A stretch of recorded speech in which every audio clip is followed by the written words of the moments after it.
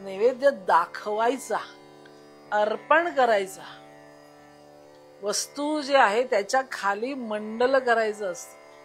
प्रत्येक गोष्ट ही यज्ञ कुंडामध्ये आपण टाकतो आहोत आणि ती यज्ञाच्या द्वारे देवाला पोहोचणार आहे, ही त्याच्या मागची कल्पना आहे. आणि त्यामुळे चौकोनी मंडल करतात, असं असं असं असं, हे यज्ञवेदी सारखं असतं. आणि त्याच्यामध्ये मग तो नैवेद्याचं जे काही ताट असेल, कुंडा असेल, जे असेल ते ठेवायचं आणि त्याच्या भोवती पाणी फिरवायचं.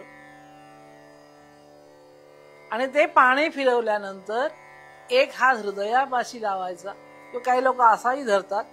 आणि एखाद्याला आपण भरवत असतो जणू काही, तसा त्या पदार्थाचा वास त्या देवाला देण्यासाठी ते असा वास द्यायचा असतो.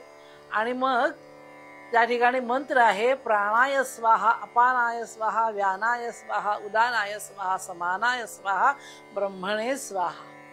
जे हे पंचप्राण आहेत, आपले शरीरामध्ये आपल्या 5 प्राण आहेत असं मानलं जातं. त्या 5ही प्राणांना आम्ही हा नैवेद्य अर्पण करतो आहे. आणि या सगळ्याचा जो स्वामी आहे तो परब्रह्म आहे, त्या परब्रह्माला हा श्वास अर्पण करतो.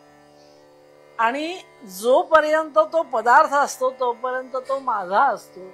एकदा त्याचा नैवेद्य केला, देवाला अर्पण केला की ते उरलेलं जे असतं ते प्रसाद असतो आपल्याला मिळणारा.